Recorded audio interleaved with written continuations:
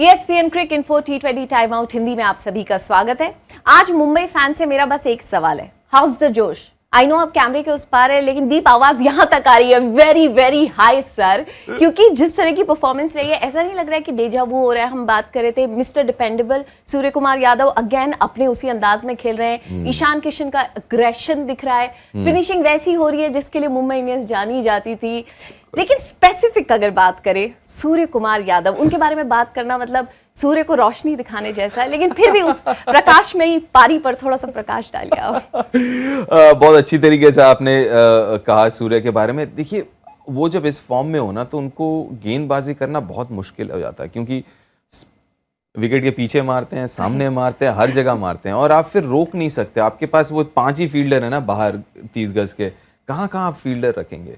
और इनके पास वो काबिलियत है क्योंकि उनके रिस्ट बहुत अच्छा चलता है। मेरे ख्याल से वर्ल्ड क्रिकेट में उनसे बेहतर रिस्ट किसी का नहीं है इस वक्त, जिसके चलते वो जो मैनिपुलेट करते हैं फील्ड को। हम जो देखते थे AB डिविलियर्स अपने पीक में, वो अब सूर्या कर रहे हैं वैसे ही, और इम्पैक्ट भी वैसे ही है, उससे ज़्यादा नहीं तो कम भी नहीं होगा उनका इम्पैक्ट। आज अगर देखिए उन्होंने 83 रन जो बनाए हैं, अच्छे बॉलिंग साइड के अगेंस्ट 237 का उनका स्ट्राइक रेट रहा है। मतलब किसी गेंदबाज को ठहरने नहीं दिया। तो वो आए भी तब विकेटें गिर गई थी 2 अचानक से, इतना भी आसान नहीं था और ग्रिप भी हो रहा था उस पिच पे। हालांकि शायद बाद के वक्त आखिरी के 5-7 ओवर में उतना शायद ग्रिप नहीं हो रहा था, लेकिन अच्छी बॉलिंग यूनिट के against good fielding side, it's unbelievable, unstoppable आप कहेंगे उसको इस लय में और इस फॉर्म में। सूर्य आते हैं, सूर्य छाते हैं, और ना सिर्फ अकेले छाते हैं बल्कि उनके सामने उनके साथ भी जो बल्लेबाजी करते हैं, एक यंगस्टर निहाल वधेरा। ये एक चीज आप सूर्य के बारे में देखिएगा, वो जब बैटिंग करते हैं ना 100% पार्टनरशिप होता है। तो इनके पास वो काबिलियत भी है, खुद तो खेलते हैं लेकिन गेम को सामने वाले से भी खिलवाते हैं। हालांकि नेहल की अगर मैं बात कहूँ तो नेहल बहुत ही सुलझे हुए बल्लेबाज दिखे हैं, युवा हैं, ज़्यादा एक्सपीरियंस नहीं है, लेकिन पारी को जैसे वो बल्लेबाजी करते हैं देख के लगता नहीं है कि उनके पास उतना एक्सपीरियंस नहीं है। किसी भी मैच्योर्ड बल्लेबाज जैसे खेलते हैं, जो पिछले देख के लगता है 4-5 साल से IPL खेल रहे हो। दूसरा अर्धशतक। लेकिन जो अच्छी बात ये लगी कि जहाँ पे क्या होता है, कभी कभार जब सूर्या जैसे कोई बल्लेबाज हो और उस फॉर्म में हो ना, तो माइंडसेट हो जाता है चलो सिंगल लेके उसको दे देते हैं स्ट्राइक पे। लेकिन उन्होंने वैसा नहीं सोचा, सिंगल तो ले ही रहे थे, स्ट्राइक रोटेट कर रहे थे, लेकिन बीच में जब चौके वाली बॉल थी ना, उसको भी वो फिर मार रहे थे। तो मतलब वो मेरिट पे खेल रहे थे, पहले से सेट नहीं कर रखा था कि नहीं मैं सिर्फ सिंगल, मेरा काम हुआ है कि सिंगल लेके मैं उसको सूर्य को लाऊं स्ट्राइक पे। तो बहुत ही मैच्योर्ड पारी देख के लगी, और जो शॉट्स खेलते हैं लाजवाब शॉट्स हैं, सब कुछ है उनके पास। उनका बैलेंस देखिए, टाइमिंग देखिए, एब्सोल्युटली ब्रिलियंट। मतलब एक और हीरा ढूंढ निकाला है मैंने। एग्जैक्टली मैं उसी बात पर आ रही थी। ये टीम वही है जो कई सालों से बहुत सारे हीरे खोजते आई है। इनकी टीम के लिए तो परफॉर्म करती है, बाद में टीम इंडिया को भी जाकर इंटरनेशनल प्लेटफॉर्म्स पर रिप्रेजेंट करते हैं। लेकिन रॉयल चैलेंजर्स बैंगलोर जब बल्लेबाजी कर रहे थे, मुंबई इंडियंस की तरफ से भी गलती हुई है। आप फाफ डू प्लेसी जैसे फॉर्म वाले खिलाड़ी का कैच ड्रॉप हो जाता है। पीयूष चावला इस सीजन के उनके सबसे सक्सेसफुल गेंदबाज है, वो भी आज उतने ज्यादा बेहतरीन साबित नहीं हुए अपनी गेंदबाजी के हिसाब से। लेकिन बाद में हम बार बार बात कर रहे थे, मुंबई इंडियंस लास्ट में बहुत ज्यादा रन्स कंसीड कर रहे थे। आज आखिरी 5 ओवर में 47 रन्स बच दिए। बिल्कुल, और आखिरी ओवर 6, उसके पहले वाला क्रिस जॉर्डन का ओवर में मेरे ख्याल से 8 रन आया था, तो आखिरी 2 ओवर में 14। मेडवाल देखिए, और एक ये खिलाड़ी है मेदवाल, धीरे धीरे आपको दिखेगा ये और इम्प्रूव होते होते, क्योंकि उनको एक सेट रोल दे दिया। ये मेरे ख्याल से लगातार दूसरा या तीसरा मैच है जहाँ पे वो अंत में ओवर्स डाल रहे हैं। और उन्होंने पहला ओवर हालांकि थोड़ा सा एक्सपेंसिव था, मेरे 17 रन दिए थे पहले ओवर में, लेकिन जगह पे ठीक डाला था, थोड़ा सा आउटसाइड एज इनसाइड एज लगा था। लेकिन यॉर्कर्स जो लास्ट ओवर में डाले, तो एक और उभरता सितारा है ये, उस पर भी नज़र रखना ज़रूरी। लेकिन जैसा आपने बिल्कुल सही कहा, 47 रन आखिरी 5। जब वो फाफ डू प्लेसी और मैक्सवेल बल्लेबाजी कर रहे थे तब लग रहा था 220-225 तक पहुंच जाएगी ये पारी। लेकिन उनके आउट होते ही फिर जो नॉर्मल RCB का रहा है ये सीज़न पूरा, जो सीक्वेंस रहा है वैसे ही हुआ है। जिस तरीके से सब एक के बाद एक आउट होते गए, 30 रन ज़रूर दिनेश कार्तिक ने बनाए, लेकिन शायद उतना सपोर्ट दूसरे छोर से मिला नहीं। नहीं तो ये 220-225 वाला मैच था, ज़्यादा से ज़्यादा 220 ही लगा लेते हैं।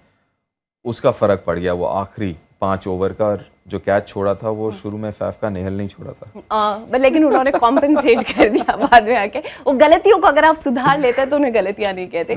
लेकिन जो आप बात कर रहे हैं दीप की, अगर हम बार बार टॉप 3 की बात करें, रॉयल चैलेंजर्स बैंगलोर, फैफ ने रन्स बनाए, मैक्सवेल ने भी बनाए, विराट का बल्ला नहीं चला, लेकिन जब वो आउट हो जाते हैं तो जब आप नीचे की तरफ देखते हैं जो बल्लेबाजी क्रम है, क्या अब आप उस पोजीशन में हैं और ये सोचने की जरूरत है कि किसी को आगे आकर हाथ खड़ा करना होगा, एक्स्ट्रा रिस्पॉन्सिबिलिटी, खासकर दिनेश कार्तिक क्योंकि सीनियर खिलाड़ी हैं? नहीं, देखिए करना तो पड़ेगा, लेकिन अब कोशिश भी कर रहे हैं, हम श्योर सभी कोशिश कर रहे हैं। महिपाल लोमरोड ने पिछले 2 पारियों में बड़ी अच्छी बल्लेबाजी की, लेकिन समहाउ वो बैठ नहीं रहा। समहाउ आज भी लोमरोड जल्दी आउट हो गए, फिर एक के बाद एक सब आउट होते गए, तो कहीं ना कहीं अब कुछ तो थोड़ी सी गलती उनको भी देना जरूरी होगा। जैसे अनुज रावत की, मैं अगर वो डिसमिसल की बात करूं, देखिए खेले हुए हैं काफ़ी साल से, दिल्ली के लिए भी खेलते हुए आए हैं रणजी ट्रॉफी में।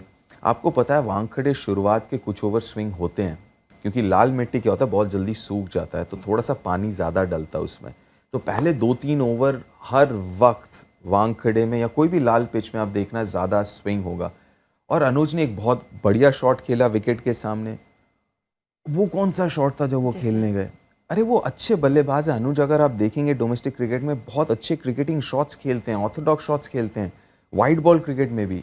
उन सब शॉटों की ज़रूरत नहीं, आप नॉर्मल खेलिए ना क्रिकेट, आपको बहुत रन मिलेंगे। और खासकर इस पिच के ऊपर सिर्फ पहले 2-3 ओवर जो हैं वो आपको देने पड़ेंगे बॉलर को, क्योंकि स्विंग होगा खासकर वानखेड़े में, और गलती वहाँ पे हुई। तो ये छोटी छोटी जो चीज़ें हैं ना, ये सब एडअप हो रही हैं, और वो जाके फिर एक साथ जब आप देखते हैं कि भैया ये 3 ही है, मेरे ख्याल से कुछ 75-78% रन इन तीनों ने बनाया पूरे सीजन में, which is a bad start. अगर मैं उस टीम में हूँ और उन तीनों के बाहर जो दूसरे प्लेयर, वो देख के ज़रूर सोच रहे होंगे भाई ये क्या कर रहे हैं, अभी हमारी भी बारी है, क्योंकि हम श्योर कोशिश तो वो भी कर रहे हैं, लेकिन बैट नहीं रहा।